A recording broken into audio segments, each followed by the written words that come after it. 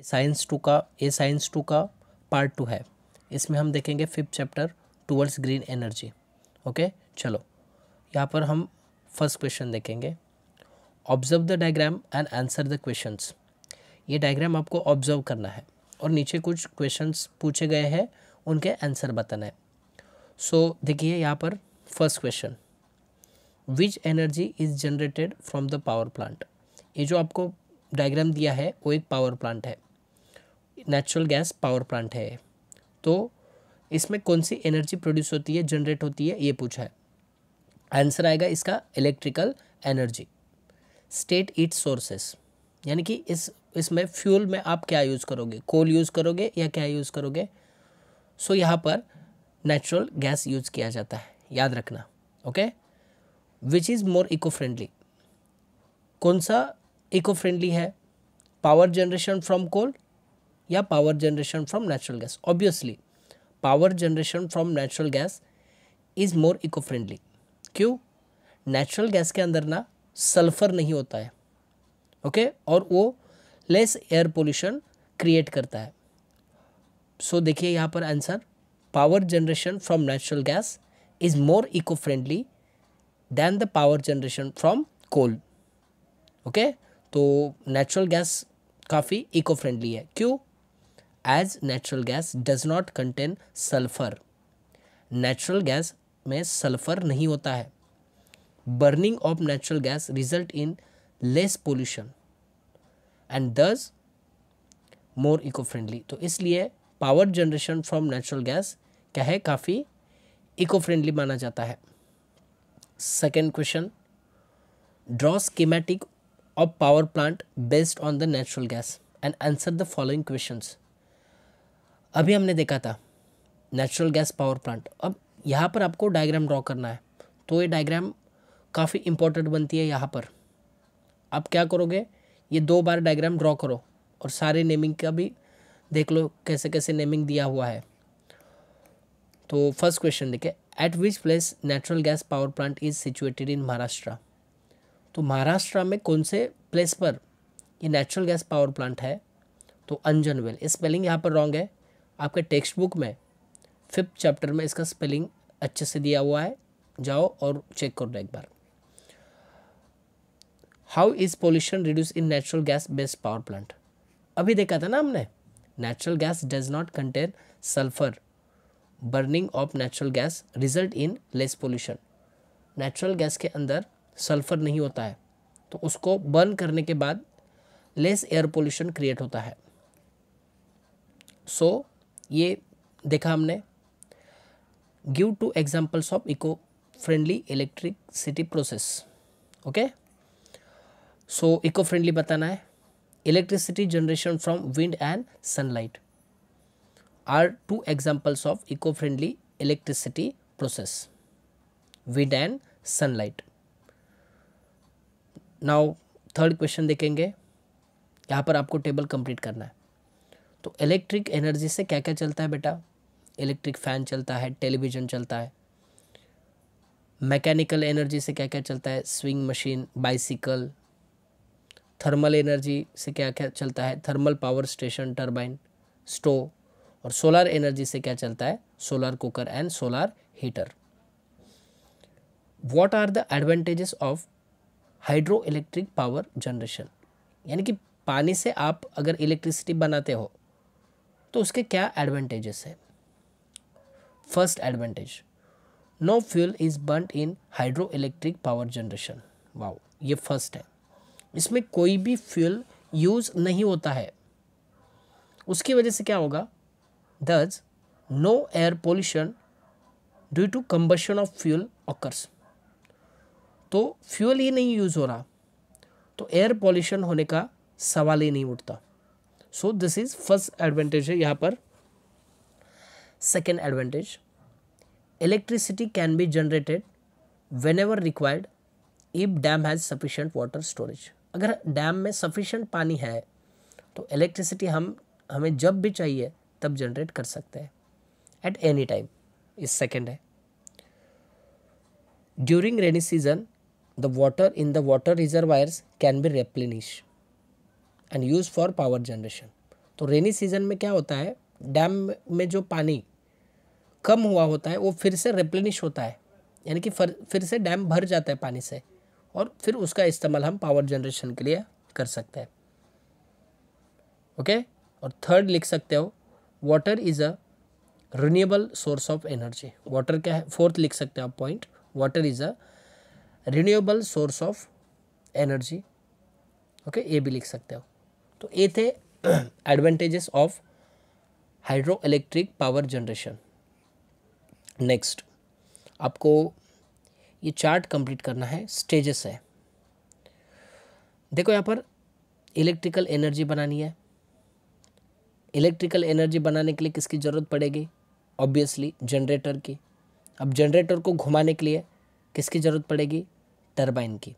तो wind turbine with large fins, और wind turbine with large fin, wind turbine को घुमाने के लिए किसकी ज़रूरत पड़ेगी, विंड विथ रिक्वायर्ड वेलोसिटी। तो ऐसे पीछे से इसको कंप्लीट करना है। Right limitation in an electric generator using wind energy. तो विंड एनर्जी से इलेक्ट्रिसिटी अगर आप बनाना चाहते हो तो कुछ लिमिटेशंस है। क्या लिमिटेशंस है, wind velocity necessary for wind energy generation is not available everywhere. तो विंड एनर्जी बनाने के लिए जितनी विंड वेलोसिटी, विंड की वेलोसिटी लगती है, तेज हवा, ये हर जगह पर अवेलेबल नहीं है, और ये लिमिटेशन है उसका। कोल से थर्मल एनर्जी प्रोड्यूस होती है, और ये थर्मल प्लांट में किया जाता है। यूरेनियम से न्यूक्लियर एनर्जी प्रोड्यूस होती है, और ये न्यूक्लियर पावर प्लांट में होता है। विंड एनर्जी से विंड से काइनेटिक एनर्जी बनती है, और ये विंड इलेक्ट्रिसिटी प्लांट में होता है। It is absolutely necessary to control fusion reaction in nuclear power plant. तो न्यूक्लियर पावर प्लांट में जो न्यूक्लियर फ्यूजन जो होता है ना, उसको कंट्रोल करना काफ़ी इंपॉर्टेंट है। क्यों, large amount of energy is generated in a matter of second in a fusion reaction. बाप रे, इस फ्यूजन रिएक्शन में large amount of energy generate होती है। If the fusion reaction is not control it can prove fatal. अगर fusion reaction को control नहीं किया तो ये जानलेवा तक हो सकता है, फैटल, जानलेवा। तो इसलिए it is absolutely necessary to control the fusion reaction. तो फ्यूजन रिएक्शन को बेटा कंट्रोल करना काफ़ी नेसेसरी है, क्योंकि बहुत ज़्यादा अमाउंट में एनर्जी जनरेट होती है, और इसको कंट्रोल नहीं किया तो ये फैटल हो सकता है, जानलेवा हो सकता है। Uncontrolled fusion reaction may lead to the emission of harmful radiations. इसमें से हार्मफुल रेडिएशंस इमिट होते हैं। It can also lead to the meltdown of the nuclear power plant. बाप रे, आपका न्यूक्लियर पावर प्लांट पूरी तरीके से मेल्ट हो सकता है। Thus, it is absolutely necessary to control the fission reaction in nuclear power plants. तो इसको कंट्रोल करना काफ़ी ज़रूरी है, एब्सोल्युटली नेसेसरी। देखो ये वाटर से इलेक्ट्रिसिटी बनाई जा रही है यहाँ पर। तो आपको ये डायग्राम दिया है, फिगर दिया है, और नीचे कुछ 3 सवाल आपसे पूछा है with reference to point B. यहाँ पर पॉइंट बी मिडल में है, देखो यहाँ पर। Potential energy of how much water reservoir in the dam will be converted into kinetic energy। ये फर्स्ट क्वेश्चन है। देखिए यहाँ पर with reference to point B, okay, potential energy of half water क्या आएगा, potential energy of how much water पूछा है ना, तो यहाँ पर क्या है, हाफ वाटर है ना। देखो ए तक यहाँ पर फुल वाटर है, बी तक हाफ है, और सी में सबसे वाटर कम है।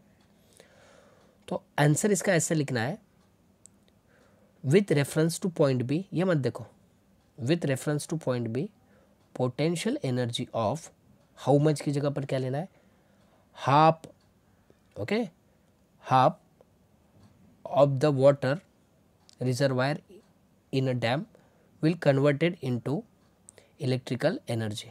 तो यहाँ पर देखिए potential energy of half of water can be converted into electrical energy. Okay, तो ये करना है, हाउ मच की जगह पर हाफ लिखना है, बाकी तो क्वेश्चन एज इट इज़ लिखो। What will be the effect on electricity generation if the channel taking water to turbine start at point A. तो ये पानी अगर हम ए से छोड़ेंगे तो क्या होगा? ओके तो देखो यहाँ पर आंसर देखो। ओके एट पॉइंट ए, देखिए यहाँ पर क्या लिख सकते हो, at point A the maximum potential energy will converted into kinetic energy. तो पॉइंट ए में क्या होगा, मैक्सिमम पोटेंशियल एनर्जी किस में कन्वर्ट होगा? काइनेटिक एनर्जी में कन्वर्ट होगा। ओके हाइट के ऊपर पोटेंशियल एनर्जी डिपेंड होती है, तो जितना ज़्यादा हाइट उतना ज़्यादा potential energy.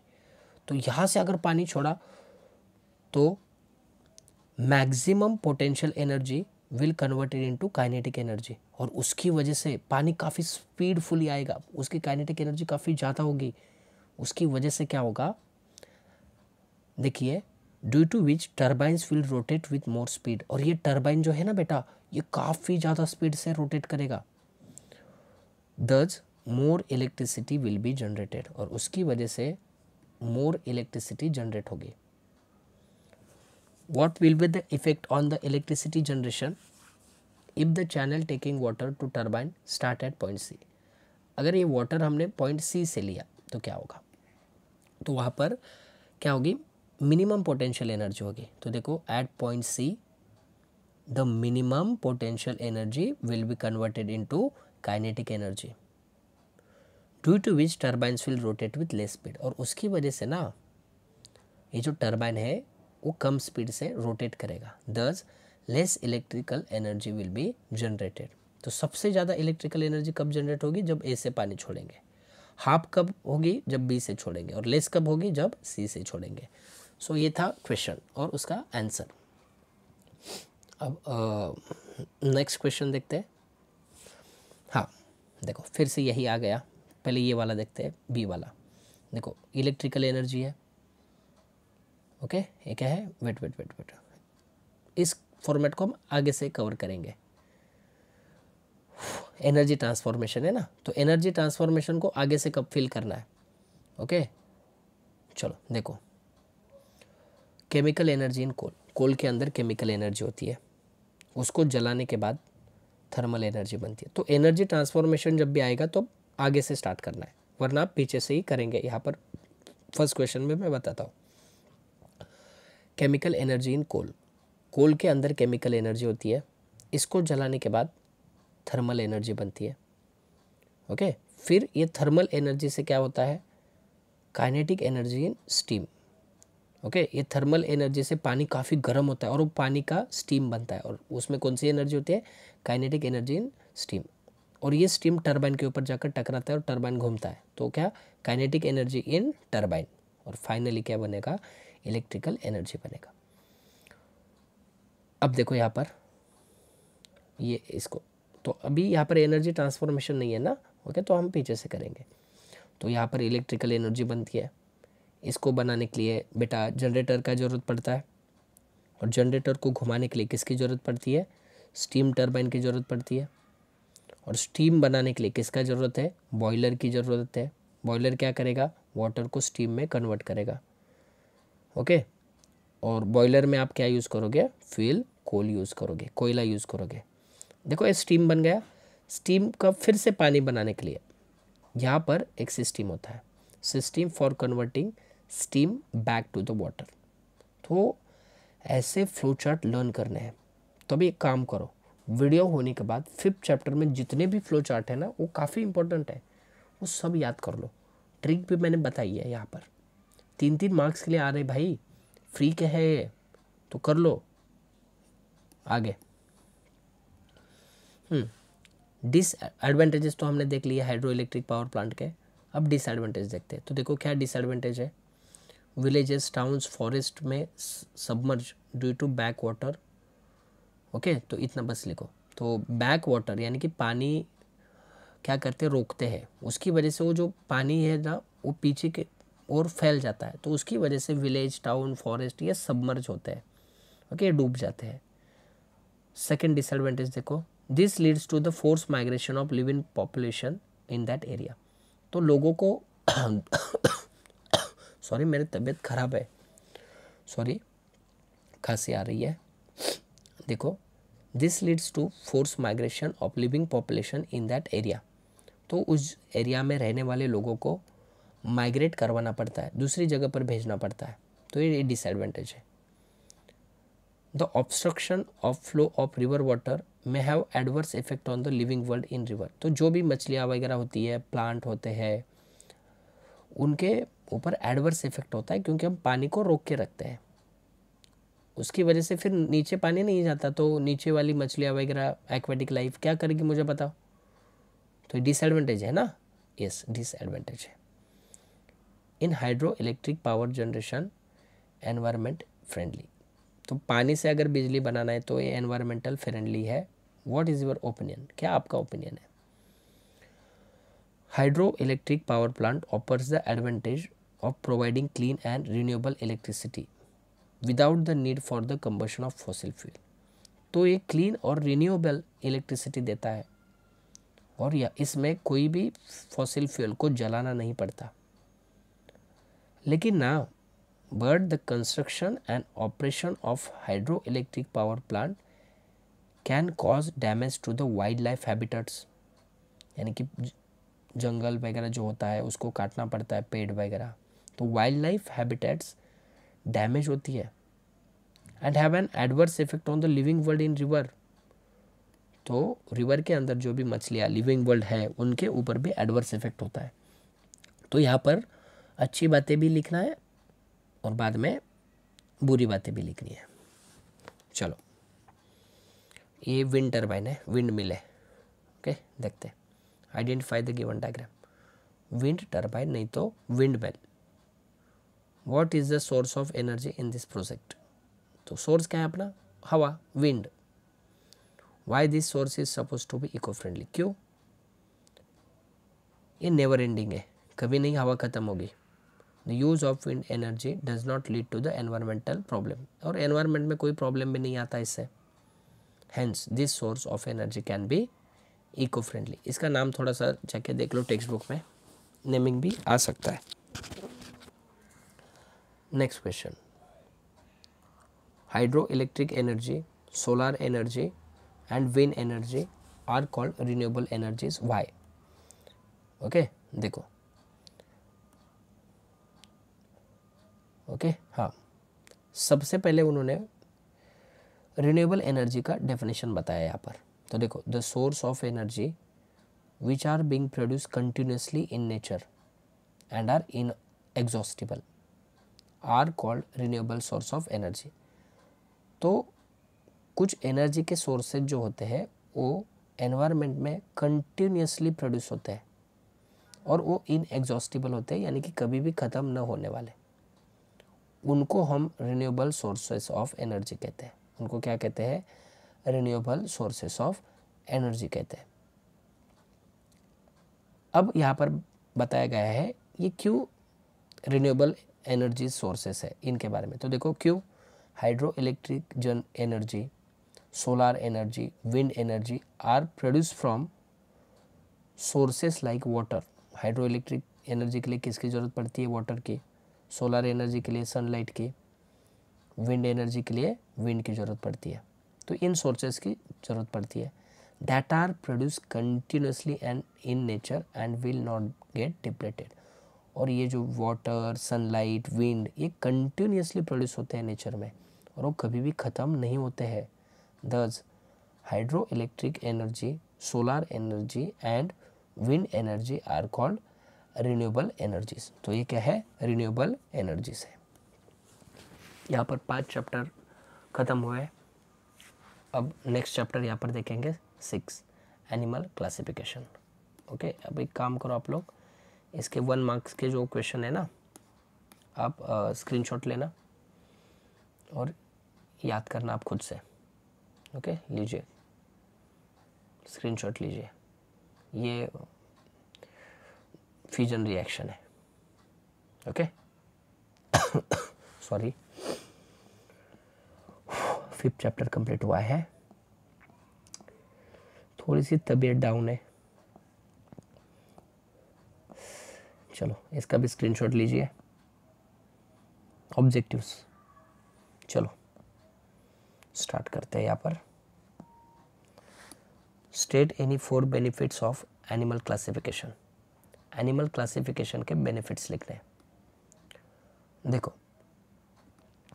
The study of animals become convenient. सारे एनिमल्स को क्लासीफाई करने पर उनकी स्टडी करना काफ़ी आसान बन जाता है, convenient. Second, classification facilitates the identification of animal with great accuracy. Classification करने के बाद क्या होता है, हम किसी भी एनिमल को ग्रेट एक्यूरेसी के साथ आइडेंटिफाई कर सकते हैं। It helps in understanding the relationship of animal with other living organism. तो क्लासीफाई करने से ये फ़ायदा होता है कि हम किसी भी एनिमल का दूसरे लिविंग ऑर्गेनिजम्स के साथ जो रिलेशनशिप है उसको हम अंडरस्टैंड कर सकते हैं। It helps to understand the habitat of each animal along with its role in nature. हम किसी भी एनिमल के हैबिटेट के बारे में जान सकते हैं, वो कहाँ पर रहता है और उसका नेचर में एग्जैक्ट रोल क्या है उस एनिमल का, ये भी पता चलता है। By studying few animals from a group we can gain a better understanding about the entire group. तो एक ग्रुप में जितने भी एनिमल है उनके बारे में हम अंडरस्टैंड कर सकते हैं। कैसे? कुछ एनिमल्स का स्टडी करके। सिर्फ मान लो अगर 100 एनिमल्स है तो हम 3-4 एनिमल्स का स्टडी करके भी बाकी के एनिमल्स का हम अंडरस्टैंडिंग कर सकते हैं, यानी कि पहचान सकते हैं उनको। It helps in understanding different adaptation shown by animals. तो एनिमल्स एडेप्टेशन शो करते हैं, ओके, आपने पढ़ा हुआ है एडेप्टेशंस क्या होता है, तो उनके बारे में भी हमें पता चलता है। It gives an idea about evolution of animals. तो इवोल्यूशन ऑफ एनिमल्स के बारे में भी आइडिया मिलता है। तो इतने सारे पॉइंट हैं, कौन से भी 4 पॉइंट लिखो। Identify my class phylum and give one example of it. Okay, I have mammary gland. Mammary gland जब भी आएगा क्लास मैमल होता है, आंख बंद करके लिखना। क्या होता है? Class mammalia. ओके, तो exoskeleton in the form of hair. और किसमें मैमरी ग्लैंड और एक्सोस्केलेटन इन हेयर होता है? तो क्लास मैमलिया। इसके एग्जांपल्स भी बताना है। एलिफेंट, ह्यूमन, हम ह्यूमन, इनके एग्जांपल प्लीज़ अच्छे से याद रखना। एलिफेंट मैमलिया है, ह्यूमन मैमलिया में आता है, कांगारू, डॉल्फिन, बैट, ये सब क्लास मैमलिया में आता है। We form the highest number of animals on the planet. तो प्लैनेट में सबसे ज़्यादा किसका ज़्यादा नंबर है यहाँ पर? तो आर्थ्रोपोडा का होता है, फाइलम आर्थ्रोपोडा। और भी आगे दिया है, we have bilateral symmetry. Arthropoda का सिमेट्री बायलैटरल होता है। जैसे कि बताता हूँ क्या होता है बायलैटरल सिमेट्री। ये कॉकरोच है, इसको बीच में से अगर हम काटेंगे ना ऐसे, तो इसके 2 इक्वल पार्ट हो जाएंगे, यानी कि बायलैटरल सिमेट्री कहते हैं उसको। And our exoskeleton is in the form of chitin, chitin, कुछ भी बोल दो। तो इसका आंसर आ जाएगा फाइलम आर्थ्रोपोडा। एग्जाम्पल्स याद रखो, crab, spider, scorpion, millipede, centipede, cockroach, butterfly, honeybee, ये सब लोग आर्थ्रोपोडा में आता है। इनका बायलैटरल सिमेट्री होता है, एक्सोस्केलेटन काइटिन से बना होता है, और ये लार्ज नंबर ऑफ एनिमल्स है पूरे वर्ल्ड में। I live in your small intestine. बाप रे, my body is long and thread like and pseudocoelomate. Pseudocoelomate यानी कि false body cavity. Body cavity होती है लेकिन वो मेसोडर्म से नहीं बनता। अब ज़्यादा एक्सप्लेन तो नहीं करूँगा, ओके। हम क्वेश्चंस देख रहे हैं इंपॉर्टेंट फास्ट, टाइम लिमिट है हमारे पास। तो कौन लिवर अपने इंटेस्टाइन में रहता है? एस्केहेलमिंथस, एस्कैरिस, फिलारियल वर्म, लोआ, ये सब फाइलम एस्केहेलमिंथस के एग्जाम्पल्स हैं। तो याद रखो, स्मॉल इंटेस्टाइन में कौन रहता है? Aschelminthes. Next question, identify the class of given animals. Identify the class of given animals write one characteristics of each animal. Kangaroo, kangaroo आता है क्लास मैमल में, मैमलिया में। प्लीज़ याद कर लो, सारे एग्जाम्पल्स बहुत इंपॉर्टेंट है। अब इनके कैरेक्टरिस्टिक्स भी बताना। तो मैमल्स में मैमरी ग्लैंड होता है, बच्चों को दूध पिलाते हैं उससे। Okay, is a typical character of member belonging to the class Mammalia. तो मैमरी ग्लैंड 100% होंगे। Exoskeleton is in the form of hair और फर। फर ये अपने वो क्या बोलते हैं, लायन के यहाँ पर देखा होगा, फर। एक्सोस्केलेटन हेयर के तौर पर होता है, हेयर होते हैं। They are warm blooded animals. तो ये हमारे बारे में भी बातें चल रही है यहाँ पर, हम भी मैमल ही है। They are warm blooded animals, उनका खून जो होता है वो गर्म होता है। Their body is divided into head, neck, trunk and tail. Digits of mammals are provided with nails, claws and hooves. Okay, digit यानी कि नाखून, नाखून वाला एरिया। तो उसमें क्या क्या होता है, नेल होता है, क्लॉज होता है, ओके, एंड हूज होता है। ये घोड़े का वगैरह देखा होगा आपने। पेंगुइन, पेंगुइन बेटा एव्स है। पेंगुइन क्या है, एव्स है।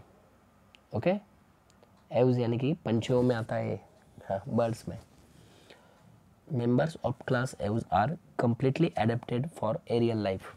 तो ये बर्ड्स वाली कैटेगरी में आता है एव्स। पेंगुइन एव्स है, कुछ लोग मैमल वगैरह लिखेंगे, वो गलत होगा। देखो यहाँ पर,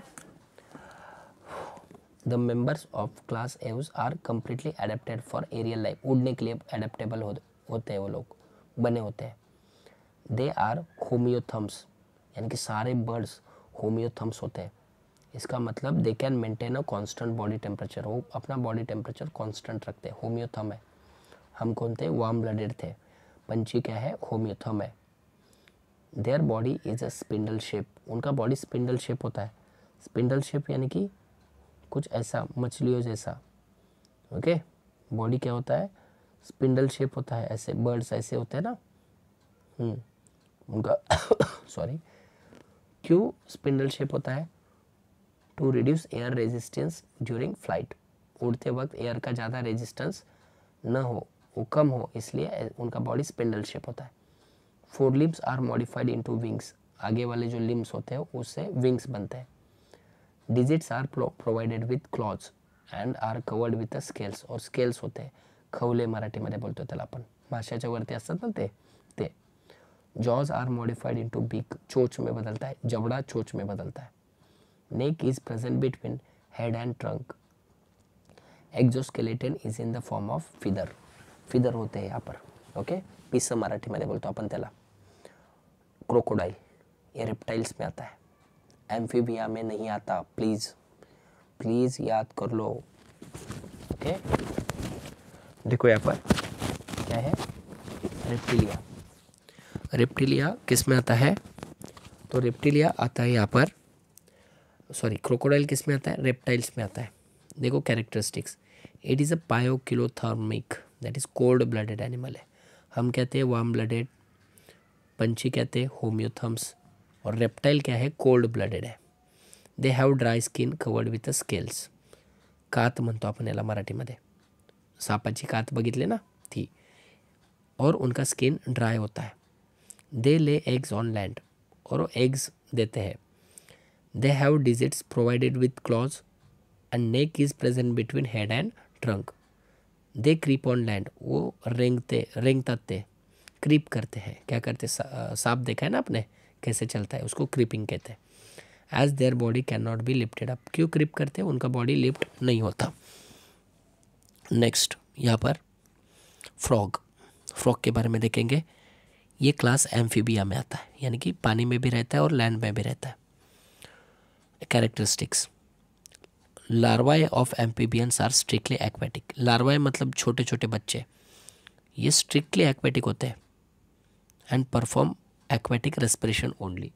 और वो कौन सा रेस्पिरेशन परफॉर्म करते हैं, एक्वेटिक रेस्पिरेशन परफॉर्म करते हैं। और जो बड़े होने के बाद क्या करते हैं, देखो, adults can perform aquatic as well as aerial respiration. तो जो एडल्ट्स होते हैं वो पानी में रहकर एक्वेटिक रेस्पिरेशन कर सकते हैं और लैंड पे रहकर हवा में रेस्पिरेशन कर सकते हैं। ये एम्फीबिया का फर्स्ट कैरेक्टर है। एक्सोस्केलेटन इज एब्सेंट, एक्जोस्केलेटन पर कुछ भी नहीं होता, हेयर भी नहीं होता।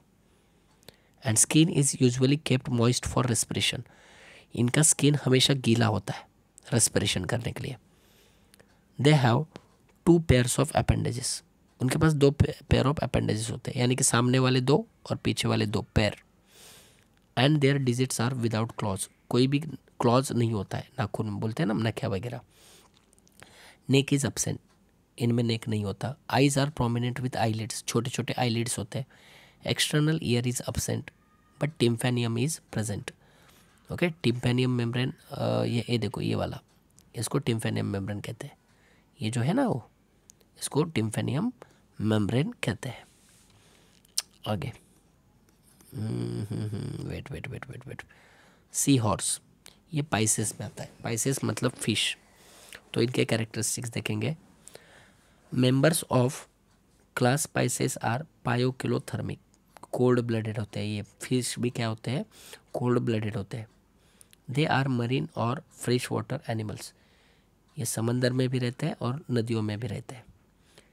दे have a spindle shape body to minimize resistance. मैंने बर्ड्स की जैसे, ऐसे मछली देखा है ना आपने, स्पिंडल शेप, मैंने ऑलरेडी बताया था, ऐसे होते हैं रेजिस्टेंस मिनिमाइज करने के लिए।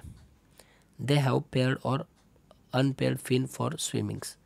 उनमें ना ऐसे पेयर्ड फिन होते हैं और अनपेयर्ड फिन्स भी होते हैं स्विमिंग के लिए। Tail fin is use as a steering organ during swimming. ये जो क्या है, टेल फिन है, इसका इस्तेमाल वो स्टीयरिंग के तौर पर करते हैं, टर्न मारने के लिए। Exoskeleton is in the form of scales. Scales होते हैं ना, खवले मराठी में बोलते हो, वो मच्छी वाली आंटी उसको घिस के निकालती है ना वो।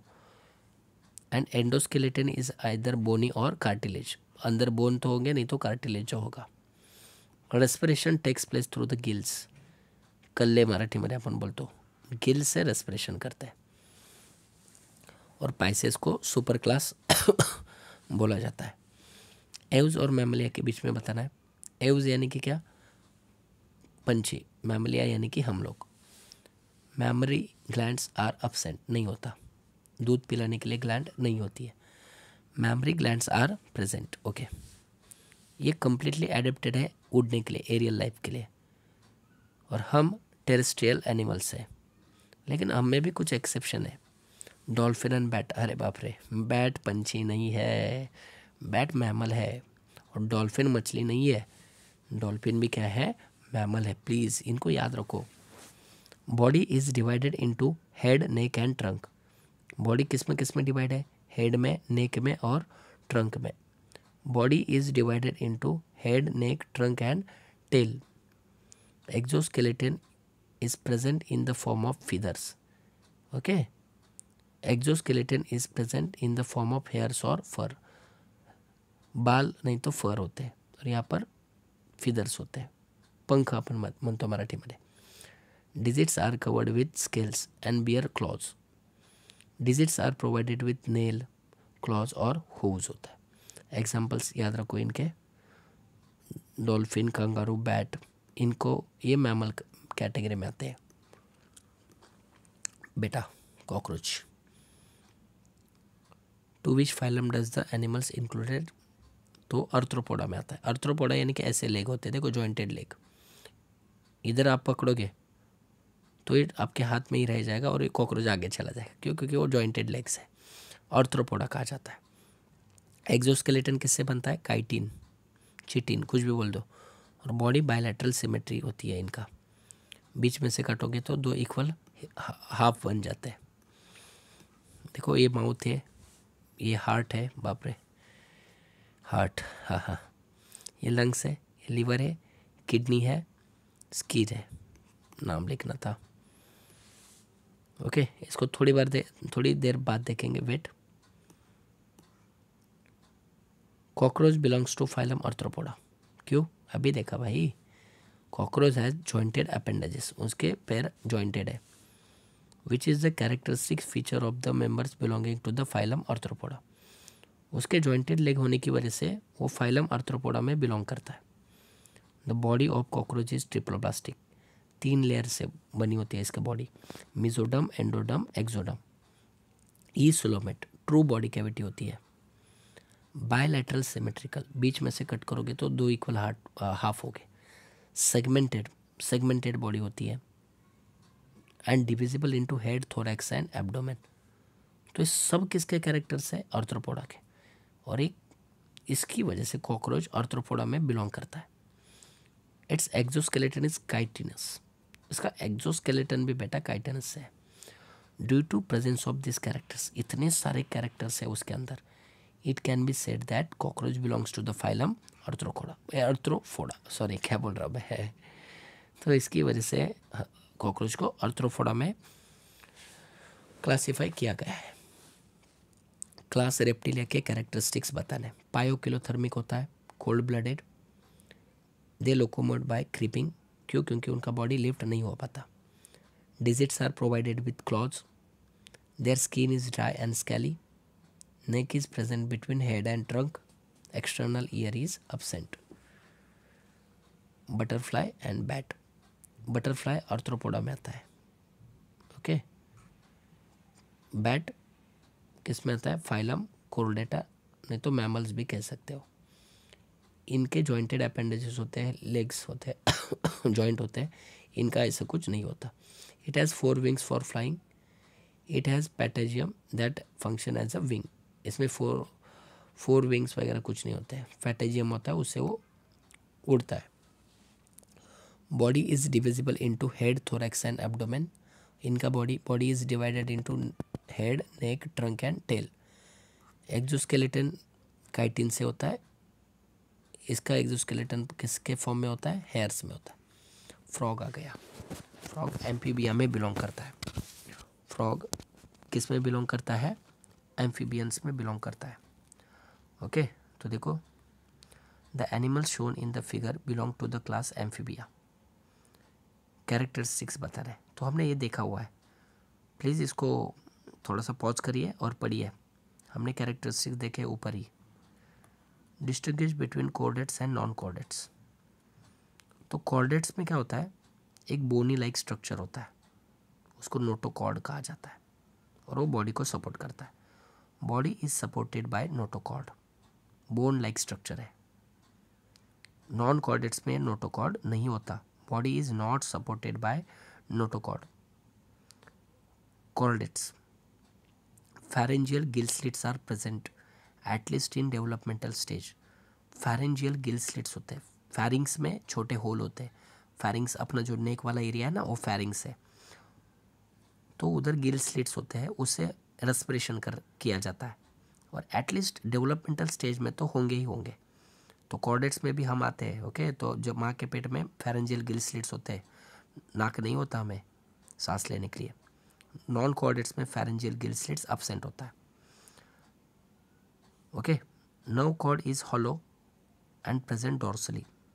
नर्व कॉर्ड हॉलो होता है, पोक्कड़ मराठी मध्ये बनतो, और ये पीछे वाली साइड पे होता है, dorsally. Nerve cord if present, अगर नर्व कॉर्ड है तो वो सॉलिड होता है, पेयर्ड होता है, और वेंट्रली प्रेजेंट होता है, सामने प्रेजेंट होता है। Heart is present on the ventral side of the body. Chordates में हार्ट जो होता है वो बॉडी के सामने होता है, जैसे कि हम लोग, वेंट्रल यानी कि front side. Heart is present, अगर हार्ट है तो वो डोर्सल साइड पर होगा, पीछे वाली साइड पर होगा। नेक्स्ट देखो, कॉकरोच, फ्रॉग, स्पैरो, स्टारफिश, इनमें से किसकी टूटी हुई बॉडी रीजनरेट होती है? तो बेटा स्टारफिश, ये ब्रोकन बॉडी को भी रीजनरेट करता है। ओके, ब्रोकन बॉडी को भी क्या करता है? रीजनरेट करता है। तो देखो, starfish belongs to the phylum Echinodermata. Please याद रखो, इकाइनोडर्माटा मतलब स्किन के ऊपर कांटे रहेंगे। Okay, whereas the cockroach belong to the phylum Arthropoda. Cockroach कहाँ पर बिलोंग करता है? आर्थ्रोपोडा में करता है। नेक्स्ट देखो, frog and sparrow belong to the phylum Chordata. ये फाइलम कॉर्डेटा में आता है। Okay, most of the organism belonging to the phylum Echinodermata have good ability of regeneration. और इकाइनोडर्माटा में जितने भी एनिमल्स होते हैं वो क्या करते हैं, उनमें एक एबिलिटी होती है रीजनरेशन की, टूटे हुए ब्रोकन पार्ट्स को फिर से तैयार होते हैं वो लोग। नेक्स्ट, इसको ऑब्जर्व करना है और आंसर बताना है। इनका फाइलम कौन सा रहेगा एनिमल का? तो ये सबसे पहले एनिमल है बेलैनग्लोसस। प्लीज़ स्पेलिंग याद रखना, मेरे प्रोनाउंसिएशन पे मत जाओ, स्पेलिंग याद करो। It belongs to the phylum Hemichordata. Hemichordata यानी कि हाफ बॉडी पार्ट में ही कॉर्डेट नोटोकॉर्ड होगा, बोन लाइक स्ट्रक्चर होगा, हाफ ही, पूरे बॉडी में नहीं होगा। हेमी यानी कि हाफ, तो ये फाइलम हेमिकॉर्डाटा में आता है। कैरेक्टरिस्टिक्स क्या है हेमिकॉर्डाटा का? देखो, body of this animals is divided into 3 parts, proboscis, collar and trunk. देखो ये सामने वाला प्रोबोस्किस है, ओके, ये बीच वाला क्या है, कोलार है, और बाद में ये जो नीचे वाला है उसको ट्रंक कहते हैं। क्या कहते हैं? ट्रंक। तो इनका बॉडी 3 पार्ट्स में डिवाइड है, proboscis, collar and trunk. Notochord is present in proboscis region only. अगर नोटोकॉर्ड है उसमें तो ये सिर्फ सामने होता है, यहाँ पर प्रोबोस्किस में होता है, पूरे बॉडी में नहीं होता। Hence they are called hemichordates. Half body में होता है ना, तो हेमिकॉर्डेट्स कहा जाता है। These animals are also called as acorn worm. अब नेट पर थोड़ा सर्च मारिए, एकॉर्न एक फ्रूट होता है। एकॉर्न क्या होता है? फ्रूट। इनको एकॉर्न वर्म्स भी कहा जाता है। दीज आर मरीन एनिमल्स, ये मरीन एनिमल्स होते हैं। Live in burrows in sand, sand के अंदर ये बरो करके रहते हैं। They have 1 to many pharyngeal gill slits, इनमें गिल स्लिट्स होते हैं। दे आर यूनिसेक्सुअल और सब में भी हर्माफ्रोडाइट यानी कि बाइसेक्सुअल होते हैं, यानी कि मेल भी वही फीमेल भी वही। कौन से भी 4 कैरेक्टर्स लिखो। अब यहाँ पर सिमेट्री के बारे में बताना है, ओके। बॉडी सिमेट्री आइडेंटिफाई करनी है। तो ये जो पहला जो है इसका असिमेट्रिकल बॉडी टाइप है, यानी कि आप कहीं से भी कट करो 2 इक्वल पार्ट नहीं होंगे, ओके। देखो in this type of symmetry there is no such imaginary axis. कोई इमेजिनरी एक्सिस ही नहीं है।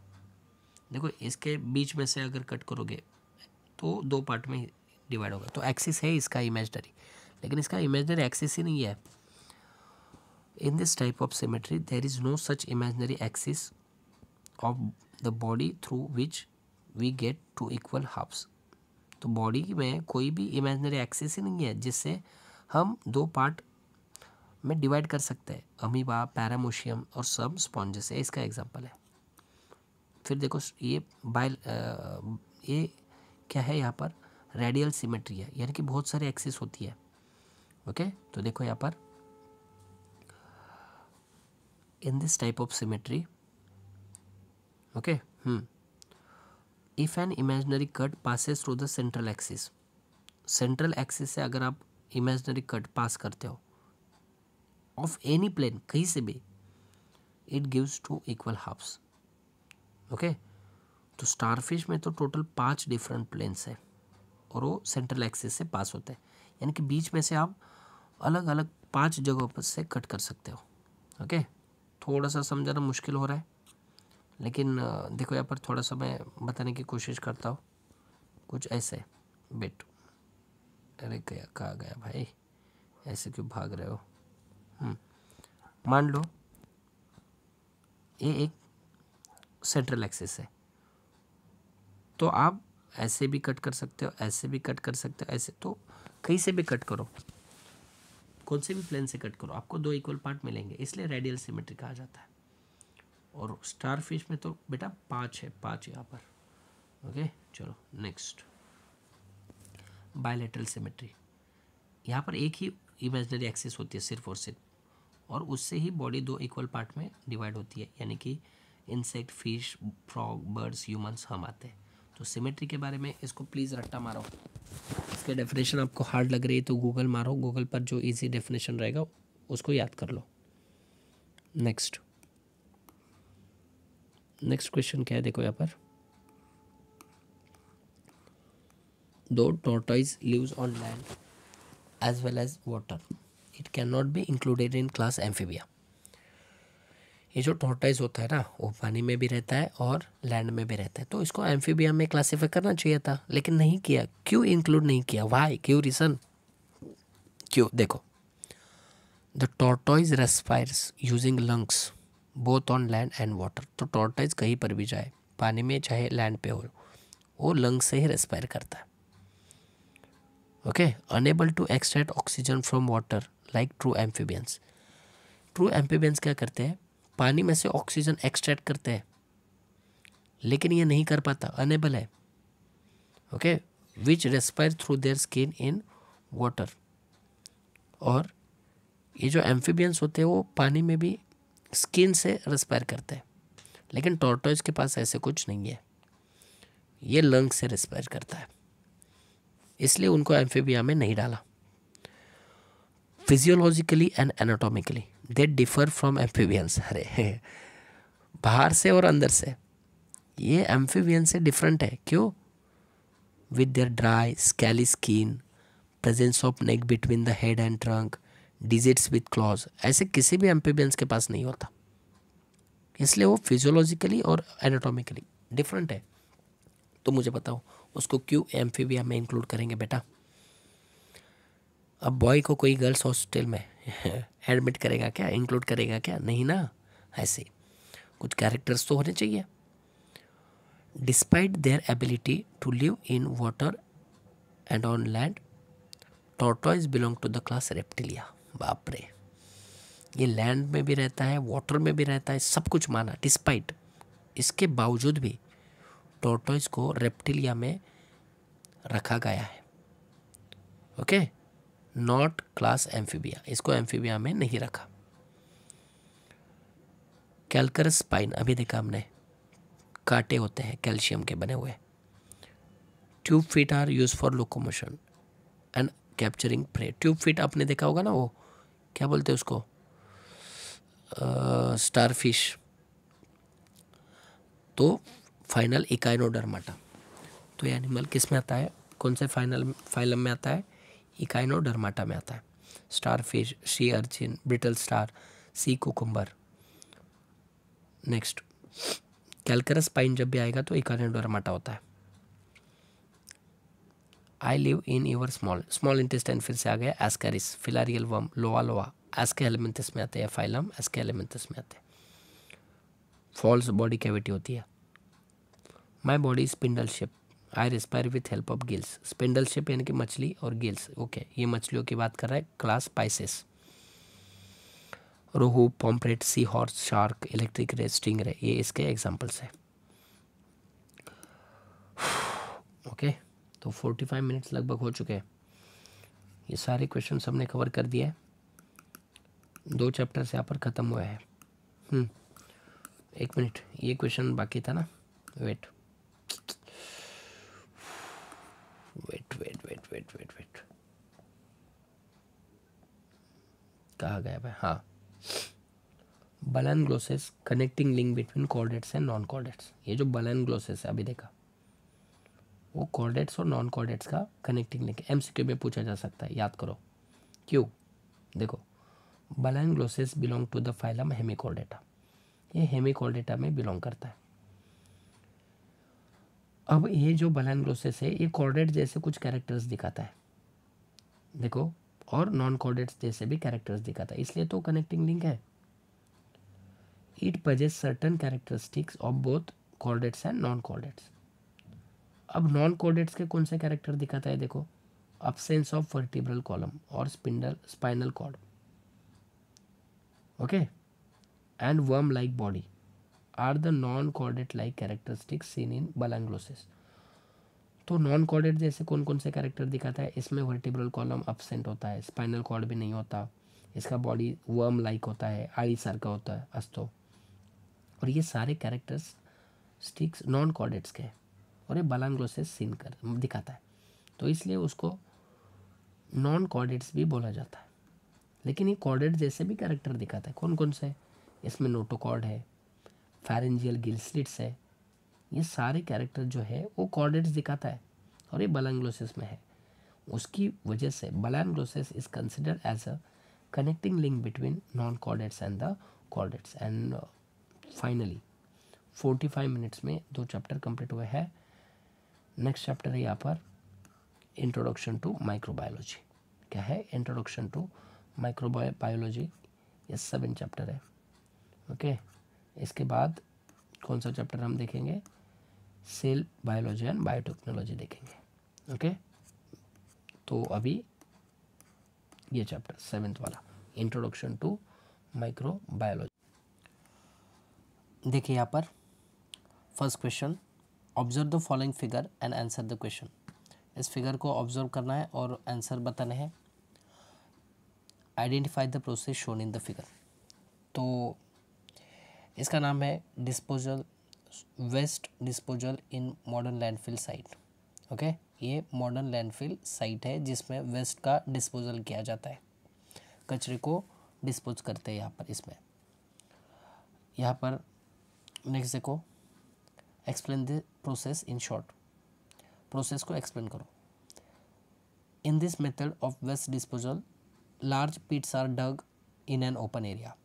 तो जो ओपन एरिया होता है ना, उधर एक गड्ढा तैयार किया जाता है। डग यानी कि पीट यानी कि गड्ढा, डग यानी कि तैयार किया जाता है ओपन एरिया में। Large pit are dug in an open area, तो सबसे पहले गड्ढा तैयार किया। ओके, इसके बाद क्या होता है देखो, एक मिनट, ये हम क्या करेंगे, एक ऐसा गड्ढा तैयार करेंगे। ओके, एग्जैक्ट तो नहीं बता रहा मैं, बस फिलहाल याद करो। Next, this pits are line with plastic sheet. अब क्या आपको डालना है? इधर प्लास्टिक शीट डालना है। क्या डालना है? प्लास्टिक शीट ऐसे डालना है, बस इतना ही।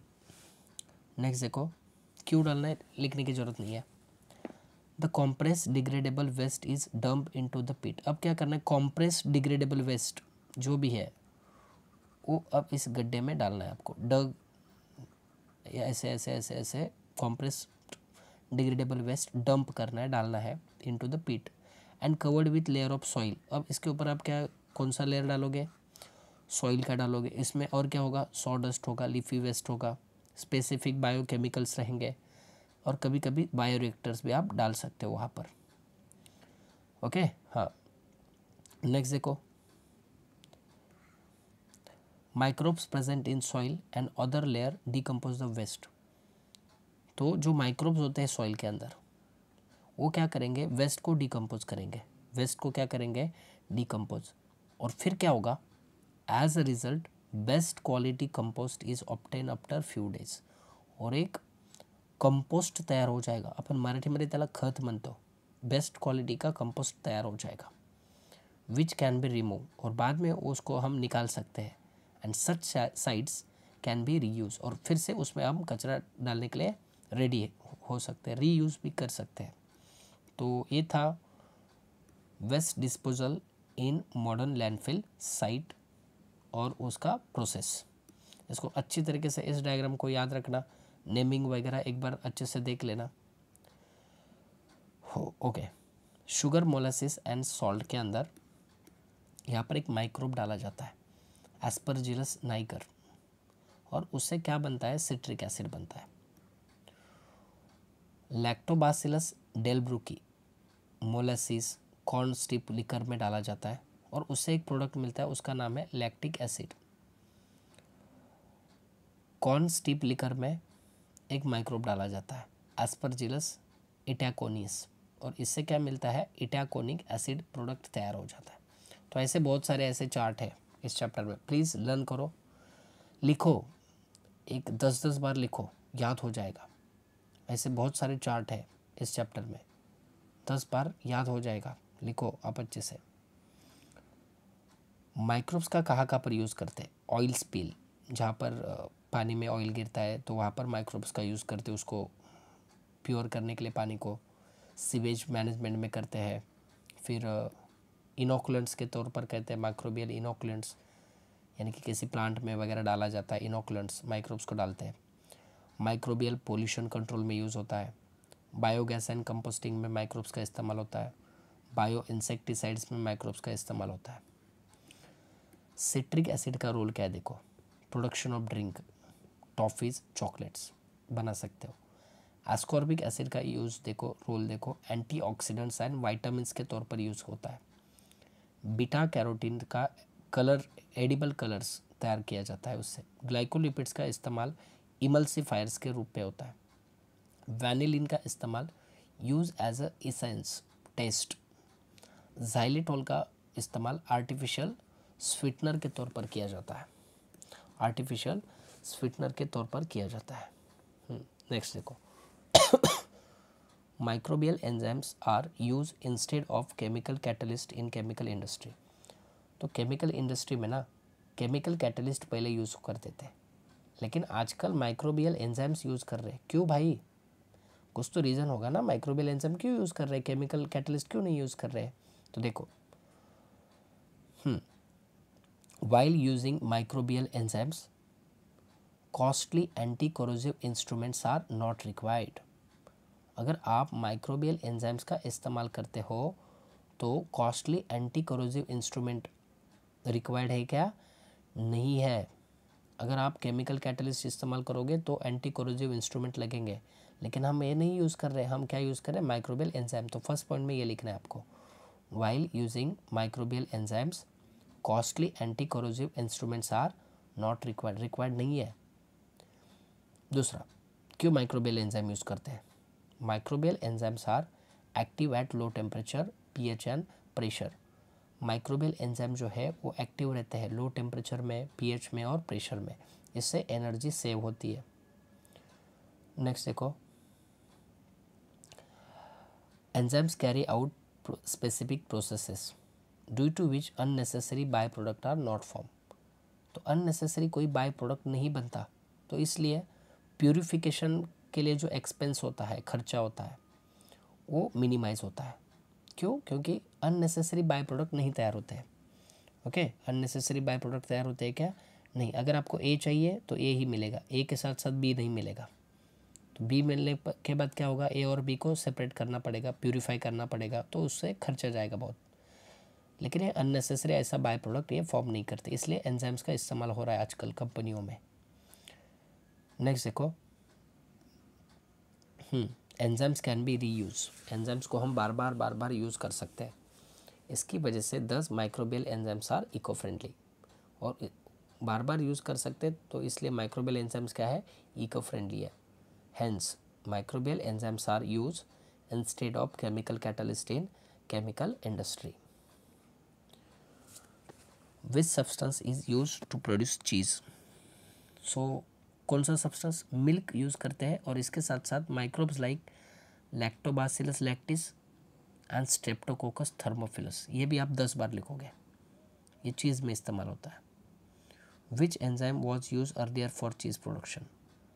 तो पहले के ज़माने में कौन सा एंजाइम यूज़ करते थे? तो रेनेट, जो एलिमेंट्री कैनल, कैटल के एलिमेंट्री कैनल में हुआ करता था। ओके, ये ट्रेडिशनली यूज़ किया जाता था पहले चीज़ को बनाने के लिए, enzyme rennet. Which enzyme is use to produce vegetarian cheese. Enzyme protease obtain from fungi. तो फंगाई से एक एंजाइम निकाला जाता है, उसका नाम है प्रोटीएज, और इसका इस्तेमाल हम वेजिटेरियन चीज़ बनाने के लिए करते हैं। Which process is shown in the above given picture. कौन सा प्रोसेस यहाँ पर है? Biofuel production. इस प्रोसेस का नाम क्या है? Biofuel production. नेक्स्ट देखो, give 2 examples for liquid fuels and solid fuels obtain bye this process. तो सॉलिड फ्यूल्स क्या क्या मिलता है? कोल, डंग, क्रॉप रेसिड्यू। लिक्विड फ्यूल क्या क्या मिलता है? वेजिटेबल ऑयल, अल्कोहल, ये मिलता है। Next, which precautions are necessary for proper decomposition of domestic waste. Domestic waste को अगर आपको प्रॉपर डिकम्पोज करना है तो क्या ख्याल रखना पड़ेगा, क्या प्रिकॉशंस लेने पड़ेंगे, ज़रूरी है, ये बताने। देखो यहाँ पर, only biodegradable waste like food waste, paper should be use. तो सिर्फ और सिर्फ आपको डिकम्पोजिशन के लिए बायोडिग्रेडेबल वेस्ट को ही चुनना है, प्लास्टिक वगैरह नहीं होना चाहिए। तो only biodegradable waste should be use, ये फर्स्ट प्रिकॉशन है। नेक्स्ट देखो, non biodegradable waste like plastic, thermocol should be separated, इनको सेपरेट करना चाहिए बेटा। Okay, next, optimum moisture content should be maintain in the garbage pile, जो गार्बेजचा जो ढिगारा असतो ना, ढिगारा पाइल, उधर ऑप्टिमम मॉइस्चर कंटेंट मेंटेन होना चाहिए। ओके, क्यों? In order to ensure faster decomposition of waste, अगर वहाँ पर मॉइस्चर रहेगा ना तो आपका डिकम्पोजिशन फास्टर हो जाएगा। Next, aeration by mixing should be performed to provide sufficient oxygen for aerobic microbes in garbage pile and prevent generation of foul odor। तो बार बार कचरे को मिक्स करना चाहिए उधर, क्यों? उससे एरेशन मिलता है, हवा मिलती है थोड़ी बार, किसको? एरोबिक माइक्रोब्स को। इसकी वजह से गंदा स्मेल, ऑर्डर नहीं आता। नहीं लिखा तो भी चलेगा ये वाला point. The proportion of wet waste and dry waste should be maintain in the compost pile. तो वेट वेस्ट और ड्राई वेस्ट का प्रोपोर्शन मेंटेन होना चाहिए, नहीं तो ऐसा नहीं होना चाहिए वेट ज़्यादा है और ड्राई कचरा कम है, ऐसे नहीं, दोनों प्रोपोर्शन में होने चाहिए। What are the benefits of mixing ethanol with petrol and diesel? Petrol and diesel में आप इथेनॉल मिक्स कर रहे हो, क्या बेनिफिट है? Petrol and diesel are exhaustible sources of energy, it is expensive and burning of this fuels causes the air pollution. तो petrol और diesel के बारे में पहले ये बताया है, ये एग्जॉस्टिबल है, ये ख़त्म होने वाला है, ये एक्सपेंसिव भी है और इसको जलाने से एयर पोल्यूशन भी होता है, तो इसलिए थोड़ा बहुत हमें इसमें इथेनॉल मिक्स करना पड़ेगा। However ethanol is obtained by fermentation of molasses using yeast and thus the cost of production is less. Expensive है पेट्रोल डीजल, लेकिन ये क्या है, ये ज़्यादा कॉस्टली नहीं है। Ethanol is a clean fuel, ये क्लीन फ्यूल है। When ethanol is mix with petrol और diesel it burns more efficiently. ये दूसरा पॉइंट हो लिख सकते हो, ये फर्स्ट पॉइंट लिख सकते हो, ये दूसरा पॉइंट लिख सकते हो। Minimises the use of valuable fossil fuel resources, ये तीसरा पॉइंट लिख सकते हो। ऐड करने के बाद क्या होगा, वैल्यूएबल फॉसिल फ्यूल्स का यूज़ मिनिमाइज हो जाएगा। और लास्ट लिख सकते हो, reduces the pollution cause by petrol and diesel, और इससे पेट्रोल और डीजल से जो पोल्यूशन होता है वो कम हो सकता है इससे। तो ऐसे करके आप लिख सकते हो पॉइंट को तोड़ तोड़ के। Which fuels are obtain from biomass? Okay, fuels can be obtain from biomass like plant, animals और municipal waste. This fuels are known as biomass fuels. यहाँ पर बायोमास फ्यूल्स का डेफिनेशन बताया। Fuels can be obtain from biomass like plants and animals और municipal waste, इसको biomass fuel कहते हैं। Biomass fuel में include biogas, ethanol, biodiesel etcetera. Okay, देखो, biomass like forest residue, crop residue etcetera can be also use for a burning as a fuel. तो ये यहाँ पर ये पहले देखो, एक मिनट, तो कौन कौन से फ्यूल्स बायोमास से ऑब्टेन करते ये पूछा है उन्होंने। ओके, तो डिग्रेडेशन ऑफ एनिमल डंग और म्यूनिसिपल वेस्ट से क्या क्या मिलता है? बायोगैस मिलता है, इथेनॉल मिलता है, बायोडीजल मिलता है। ओके, नेक्स्ट देखो। ओके, ये आंसर थोड़ा सा सफिशिएंट नहीं लग रहा मुझे, एक मिनट, जस्ट अ सेकेंड। ये 9th, ये 10th, इसके और पॉइंट कहाँ गए? ओके, वो जाने दो, बाद में देखेंगे। हाँ, wait, biofuel is important among renewable source of energy. Renewable यानी कि क्या, दोबारा बन सकते हैं, तो बायोफ्यूल एक इम्पॉर्टेंट सोर्स है। क्यों?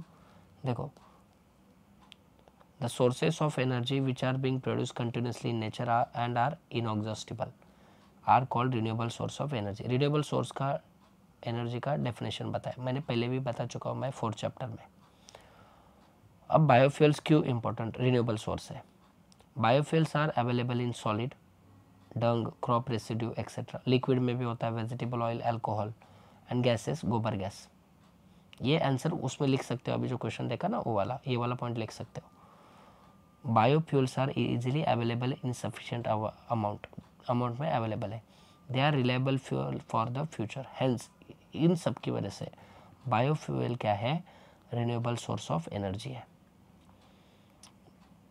बाद में ये पैराग्राफ आपको फिल करना है, इसको अच्छे से पढ़िएगा please. Name two fuels obtain by microbial process. Methane, ethanol, hydrogen gas, ये फ्यूल्स के नाम है। ये माइक्रोबियल प्रोसेस से ऑब्टेन होते हैं, मिलते हैं। Why is it necessary to increase use of such fuel. इस फ्यूल्स का क्यों यूज़ करना चाहिए? फॉलोइंग रीजन्स, कुछ रीजन है। To reduce exhaustion of fossil fuel resources. जो फॉसिल फ्यूल रिसोर्सेज जो एग्जॉस्ट हो रहे, ख़त्म हो रहे हैं, ओके, तो उनको बचाने के लिए। To reduce exhaustion. नेक्स्ट देखो, their cost of production is comparatively very less. Microbial process से जो फ्यूल जो बनते हैं ना, उनका production cost comparatively very less है, ज़्यादा नहीं है। नेक्स्ट देखो,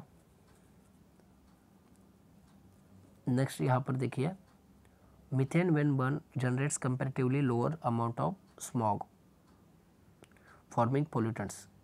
तो स्मॉग फॉर्मिंग पोल्यूटेंट्स कम बाहर निकलते हैं मीथेन को जलाने से, ओके। नेक्स्ट देखो, ethanol is a clean fuel obtain during, ये लिखने की ज़रूरत नहीं है।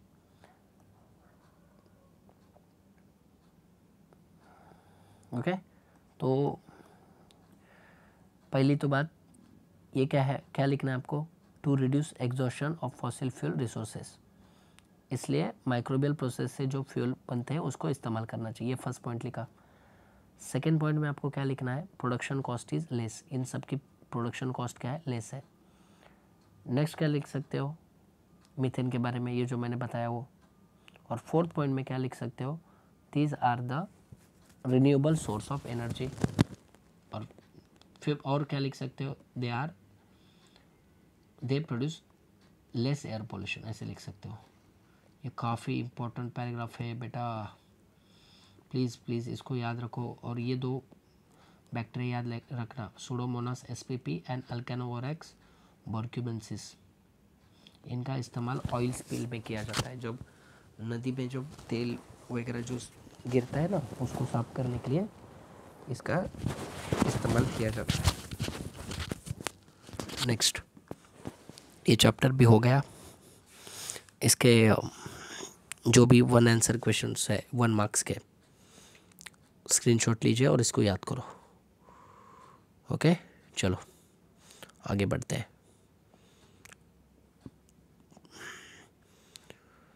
सेल बायोलॉजी एंड बायोटेक्नोलॉजी, ये चैप्टर देखेंगे। ये भी जल्द ख़त्म होगा अभी, ओके। इसके स्क्रीनशॉट लेना, 1 मार्क्स क्वेश्चंस।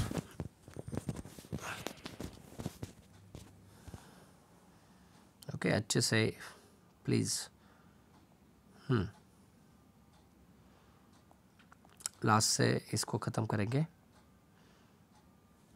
देखो, स्टेम सेल क्या होता है? Stem cells are specialized cells that give rise to all other types of cells present in the body of the multicellular organism. तो स्टेम सेल्स स्पेशलाइज्ड सेल्स होते हैं और वो क्या करते हैं? अदर टाइप्स ऑफ सेल्स को तैयार करते हैं, give rise to all other types of cells. तो हमारे बॉडी में जितने भी सेल्स हैं उनको प्रोड्यूस करने का काम स्टेम सेल्स का है। Cloning is a process of production of replica of any cell और ऑर्गन और एंटायर ऑर्गेनिज्म। बाप रे, यानी कि एक ऑर्गेनिज्म से हम उसके जैसे कई ऑर्गेनिज्म तैयार कर सकते हैं। नहीं तो एक ऑर्गन से उसके जैसे कई ऑर्गन तैयार कर सकते हैं, नहीं तो एक सेल से कई सेल हम तैयार कर सकते हैं। ऐसे प्रोसेस को जो रेप्लिका तैयार कर रहा है उसको हम क्लोनिंग कहते हैं। जेनेटिकली मॉडिफाइड क्रॉप क्या होता है? देखो यहाँ पर जेनेटिकली मॉडिफाइड क्रॉप, इसको जीएम क्रॉप भी कहा जाता है। The crops which are develop by altering the DNA of natural crop. Natural crop लेना है और उसका डीएनए आपको अल्टर करना है, चेंज करना है। ओके, तो एक नया क्रॉप बन जाएगा और उसी क्रॉप को आपको जेनेटिकली मॉडिफाइड क्रॉप कहना है। The crops which are develop कैसे? By altering the DNA of natural crops. Natural crop का डीएनए आपको अल्टर करना है और एक नया जो क्रॉप बनेगा ना, उसको जेनेटिकली मॉडिफाइड क्रॉप कहना है। इसके एग्जांपल्स देखिए, BT cotton, BT brinjal, golden rice, herbicide tolerant plants. So these are the some examples of the GM crops, genetically modified crops. Next, what is DNA fingerprinting? Where is it mainly useful? DNA fingerprinting यानी कि क्या और इसका इस्तेमाल कहाँ पर होता है? देखो, सेकेंड यहाँ से लिखो सिर्फ। A person's identity can be established with the help of DNA sample. DNA sample से आप किसी भी पर्सन का आइडेंटिटी एस्टैब्लिश कर सकते हो और इसको हम कहेंगे DNA fingerprinting. A person's identity can be established with the help of DNA sample. DNA sample से हम किसी भी पर्सन का आइडेंटिटी एस्टैब्लिश कर सकते हैं, इसको हम DNA फिंगरप्रिंटिंग कहते हैं। Where is it mainly useful? ये कहाँ पर यूजफुल है? At a crime scene any source of DNA found can be use to establish the identity of criminal. तो क्राइम सीन जहाँ पर हुआ है उधर अगर DNA सैंपल वगैरह मिलता है, सीमेन, ब्लड, तो उससे हम पर्सन की आइडेंटिटी एस्टेब्लिश कर सकते हैं, क्रिमिनल की आइडेंटिटी एस्टेब्लिश कर सकते हैं। तो ये यूज़ है इसका। ऑल्सो पैटर्निटी टेस्टिंग और आइडेंटिटी ऑफ चाइल्ड्स फादर। तो मान लो कि कल हो सकता है कोई भी महिला जाएगी पुलिस स्टेशन में और बोलेगी ये जो बच्चा है ना उसका फादर मैं हूँ। बाप रे तो मेरे ऊपर ये झूठा इल्ज़ाम लगा है, लेकिन मैं प्रूफ कैसे करूँगा? तो मैं एक पैटर्निटी टेस्ट दूंगा।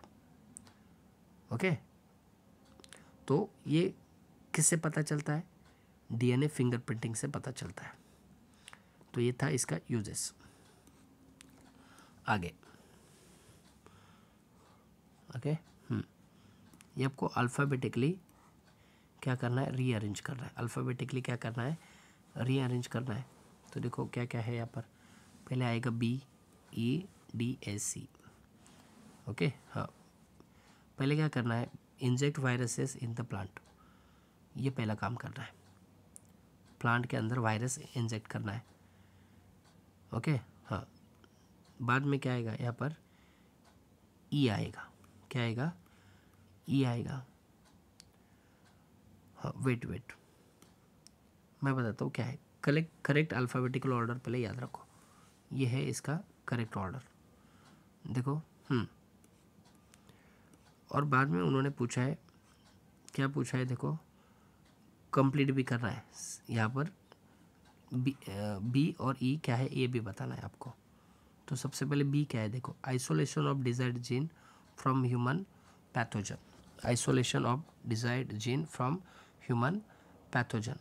तो ह्यूमन पैथोजन से एक जीन को आइसोलेट करना है, यानी कि एक जीन को उससे बाहर निकालना है पैथोजन से। और बाद में वो कहाँ पर इंजेक्ट करना है? Inject viruses in the plant. और बाद में वो प्लांट में इंजेक्ट करना है। बाद में प्लांट में क्या करना है? इंजेक्ट करना है। ओके, नेक्स्ट देखो, ई क्या है? Transgenic plant virus, plant transformation vector with desired gene. तो क्या है? Transgenic plant virus. तो ये जो ई है ये क्या बन गया? ट्रांसजेनिक प्लांट वायरस बन गया। क्या बन गया? प्लांटजेनिक वायरस। तो करेक्ट अल्फ़ाबेटिकल सीक्वेंस BEDAC है। क्या है? बी, बाद में क्या आएगा? ई, बाद में डी, ओके, बाद में ए और सी आएगा। तो बी में क्या होगा, इंजेक्ट वायरसेस इन प्लांट्स। उसके बाद क्या बन गया फिर वो, उस प्लांट का नाम क्या आएगा, ट्रांसजेनिक प्लांट वायरस, प्लांट का नाम बदल गया। बी ई, बाद में क्या, डी आएगा, क्या आएगा, डी आएगा। डी क्या है यहाँ पर, virus infects the pieces of potato leaves. बाद में जो प्लांट के अंदर जो ये गया है ना वायरस, वो पोटैटो, मतलब वो प्लांट क्या है, पोटैटो का है, उसको इन्फेक्ट करेगा। ओके, बाद में entire plant is develop from the leave pieces containing jeans of humans. बाद में इस जीन्स से पूरे, मतलब इस लीव्स से पूरा पोटैटो का प्लांट डेवलप किया जाएगा। और उसके अंदर क्या है, containing jeans of humans, humans के जीन्स है जो कि हमने पहले इंजेक्ट किया था प्लांट के अंदर। और बाद में क्या होगा, consumption of raw potatoes helps to develop immunity against the pathogen. और बाद में खाने पर उससे हमें इम्यूनिटी मिलेगी। ओके, थोड़ा सा कॉम्प्लिकेटेड है, फिर इस डायग्राम को पूरा करना है। ये वाली डायग्राम एक क्लास 9 में भी थी, तो क्लास 9 का टेक्स्ट बुक है, तो उसमें बेटर अंडरस्टैंडिंग मिलेगा, एक बार देख लो। चलो, use of stem cell. Stem cell का यूज़ ऑर्गन ट्रांसप्लांटेशन के लिए होता है, सेल थेरेपी के लिए होता है, प्रोडक्शन ऑफ ब्लड सेल्स के लिए होता है। Write the importance of medicinal plant. Medicinal plants का इम्पोर्टेंस बताना है। ओके, चलो। Can be use to treat diseases, okay, through age old traditions like Ayurveda with minimum side effects. तो मेडिसिनल प्लांट्स का इस्तेमाल करके हम डिसीजेस को ट्रीट कर सकते हैं। कैसे, आधा तोड़ा वसाका, दैट इज़ अडुल्सा, एक मेडिसिनल प्लांट है। इसका इस्तेमाल use in treating respiratory disorders. तो रेस्पिरेटरी डिसऑर्डर्स को ठीक करने के लिए आधा तोड़ा वसिका, दैट इज़ अडुल्सा का इस्तेमाल किया जाता है। कर्क्यूमा लोंगा, दैट इज़ हल्दी, ये क्या करती है, purifies blood and improves liver function, liver function को भी इम्प्रूव करती है। It is beneficial for health skin, prevent parasitic infection and skin diseases, इसका इस्तेमाल है। तो ये मेडिसिनल प्लांट्स के हम इंपॉर्टेंस देख रहे हैं। तो फर्स्ट मेडिसिनल प्लांट था आधा थोड़ा वसिका, दूसरा मेडिसिनल प्लांट है यहाँ पर Curcuma longa. Withania somnifera, ashwagandha, increase strength and provide nourishment, it also boost immune system. तो ये इसका यूज़ था। नेक्स्ट देखो, नेक्स्ट मेडिसिनल प्लांट क्या है, नीम है, नीम। नेक्स्ट मेडिसिनल प्लांट क्या है, अजार डी रचा, हर बाप रे, इसका आप ही नाम पढ़ो, नहीं हो रहा मुझसे पढ़ने के लिए। Azadirachta indica, neem, is use to treat intestinal worm infections, skin conditions and various other problems. और कुछ मेडिसिनल प्लांट दिए, तुलसी, शतावरी, आंवला, इनका इस्तेमाल हम होम रेमेडीज़ के लिए करते हैं टू स्ट्रेंथन द बॉडी। और कमर्शियली यूज़ करते हैं ड्रग्स और कॉस्मेटिक प्रोडक्ट्स बनाने के लिए। तो ये था मेडिसिनल प्लांट्स का यूज़। अब ये डायग्राम को आपको क्या करना था, नेम फिल करना था। देख लो क्या क्या किसको क्या क्या कहा है। बोन का स्पेलिंग थोड़ा गलत लिखा है यहाँ पर। Which process is shown in the given diagram? Stem cell therapy. ये डायग्राम क्या बता रही है, stem cell therapy. What is the importance of this process?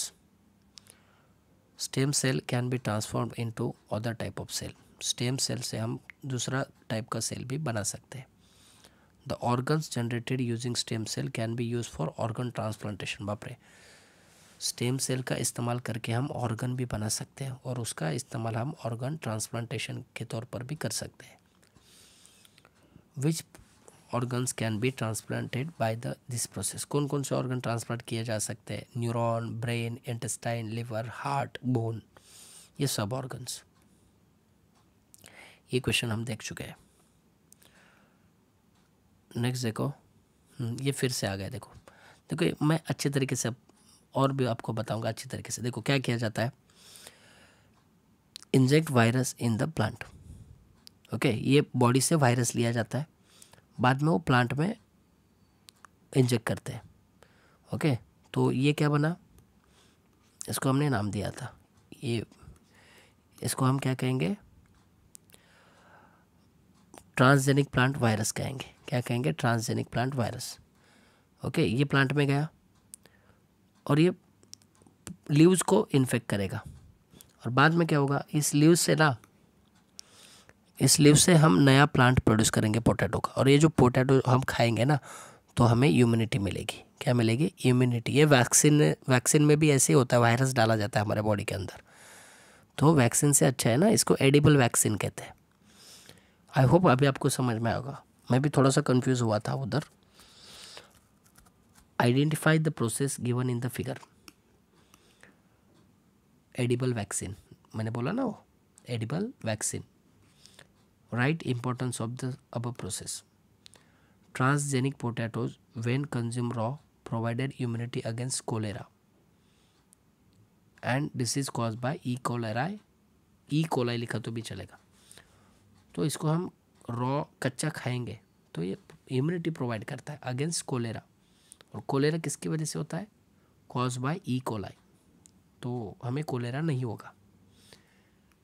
Right two benefits of biotechnology. Biotechnology के बेनिफिट्स लिखने थोड़ी देर बाद देखेंगे ऊपर। नेक्स्ट,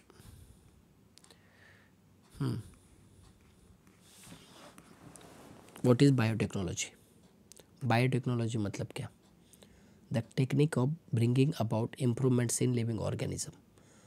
लिविंग ऑर्गेनिजम्स के अंदर इम्प्रूवमेंट लाना, कैसे, by genetic modification and hybridization. उसके जीन्स मॉडिफाई करना, नहीं तो हाइब्रिडाइजेशन करना, उससे क्या होगा, लिविंग ऑर्गेनिज्म में इम्प्रूवमेंट आ जाएगा। और किस लिए करना है, for the welfare of human beings, और इसको हम कहेंगे बायोटेक्नोलॉजी। क्या कहेंगे, बायोटेक्नोलॉजी कहेंगे। तो देखो, the technique of bringing about improvements in living organism. तो लिविंग ऑर्गेनिज्म में आपको इम्प्रूवमेंट लाना है। मान लो मेरे पास एक भैंस है, उसके अंदर अभी मुझे इम्प्रूवमेंट लाना है, तो मैं क्या करूँगा, जेनेटिक मॉडिफिकेशन करूँगा, नहीं तो हाइब्रिडाइजेशन करूँगा। फिर क्या होगा, पहले वो 5 लीटर दूध देती थी, अब 20 लीटर दूध देगी। ये किस लिए किया, for the welfare of human beings. इसको बायोटेक्नोलॉजी कहते हैं। क्या कहते हैं, biotechnology. Give one commercial use of biotechnology. देखो, agriculture yield and crop variety can be improve by biotechnology. Agricultural yield और क्रॉप का वेराइटी हम इम्प्रूव कर सकते हैं बाय बायोटेक्नोलॉजी। ओके, नेक्स्ट देखते हैं कमर्शियल यूज क्या है इसका। Hybrid seeds are develop, okay, in which 2 different crops are recombined. यानी कि इसमें हाइब्रिड सीड बनाए जा सकते हैं, और उसमें क्या होता है, 2 डिफरेंट क्रॉप को रिकम्बाइन करते हैं। मान लो कि एक क्रॉप हीट में भी चलेगा, ओके, और दूसरा क्रॉप जो है वो ठंड में भी चलेगा। तो अब क्या करना है, दोनों को कंबाइन करके हाइब्रिड सीड बनाना है। फिर जो नया जो प्लांट होगा ना, वो दोनों को भी क्या करेगा, टॉलरेट करेगा। तो हाइब्रिड सीड बनाने के लिए इस्तेमाल होता है। नेक्स्ट देखो, नेक्स्ट देखते हैं, genetic modification enables the development of high yielding varieties. High yielding varieties हम तैयार कर सकते हैं क्रॉप का, विद रेजिस्टेंट टू डिसीज़, और डिसीज़ भी नहीं होगा उसको, वीड्स, हर्बिसाइड्स, कोल्ड, ड्रॉट, चाहे कुछ भी आ जाए, ओके, ये रजिस्ट करेगा उसको। बीटी कॉटन, गोल्डन राइस इसका एग्जांपल है। और क्या कमर्शियल इस्तेमाल है, देखो इसका, bacteria like rhizobium, azotobacter, nostoc, anabaena, plants like azolla can be used as biofertilizers to improve the abilities of the nitrogen fixation and phosphate solubilization by plants. Okay, तो bacteria कौन कौन से यूज़ किया जाता है इसमें, राइजोबियम, एजोबैक्टर, नोस्टैक, एनाबिया। ओके, इसका इस्तेमाल हम बायो फर्टिलाइजर्स के तौर पर करते हैं। क्यों, क्योंकि नाइट्रोजन फिक्सेशन और फॉस्फेट सॉल्युबलाइजेशन ये जो प्लांट का एबिलिटी है उसको इम्प्रूव करने के लिए, नहीं लिखा तो भी चलेगा। ओके, तो फर्स्ट 2-3 लिख सकते हो जो आपको आसान लग रहा है वो। कमर्शियल यूज़, ओके वेट, ये हमने क्या देखा, यूज़ ऑफ बायोटेक्नोलॉजी देखा। ये क्या देखा हमने, यूज़ ऑफ बायोटेक्नोलॉजी। अब थर्ड क्या है, कमर्शियल यूज़ पूछा है उन्होंने। ओके, तो ये बाद में देखेंगे। Bacterial examples of bio fertiliser कौन कौन है, देखो rhizobium, azotobacter, nostoc, anabaena are use as bio fertiliser in agriculture, अभी हमने देखा, याद रखो।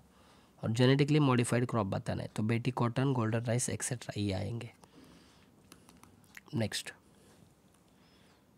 आपको ये पैराग्राफ अच्छे से पढ़ना है और यहाँ पर उसके जवाब लिखने हैं। ये वाला क्वेश्चन देखते हैं अभी।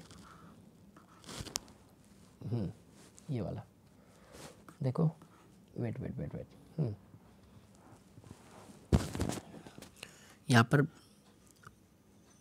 प्लांट है, माइक्रोब्स है और उसका फंक्शन टेरिस विटाटा, फंक्शन क्या है, phyto remediation, absorbs arsenic from soil. क्या होता है, मत फंक्शन याद रखो बस। सुडोमोनास प्लांट नहीं तो माइक्रोब्स, इसका काम क्या है, cleans hydrocarbon and oil pollutants from soil and water. Sunflower plant है, इसका काम क्या है, absorption of uranium and arsenic. Deinococcus radiodurans, इसका काम क्या है, absorption of radiations of nuclear waste. Please रट्टा मार लो, ये पैराग्राफ पढ़ो और आंसर अच्छे से देना। नेक्स्ट, व्हाट इज़ बायोटेक्नोलॉजी और उसके कमर्शियल एप्लीकेशन हमें बताने। तो बायोटेक्नोलॉजी का डेफिनेशन तो हमने देखा है, अब कमर्शियल एप्लीकेशन देखो। Use in the field of agriculture in order to improve crop variety.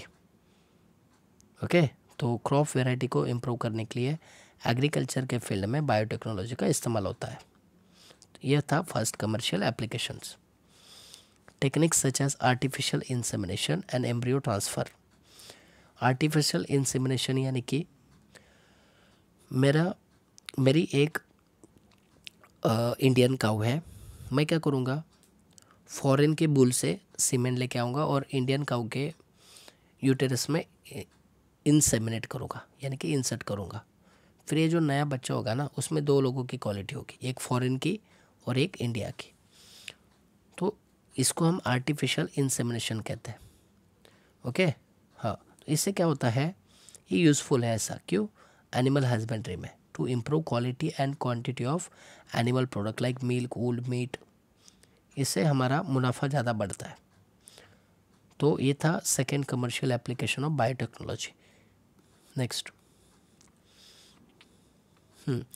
Biotechnology के एप्लीकेशंस कहाँ पर है, welfare of human health, in diagnosing and treatment of diseases using vaccines, interferons, antibiotics, ये बनाए जाते हैं।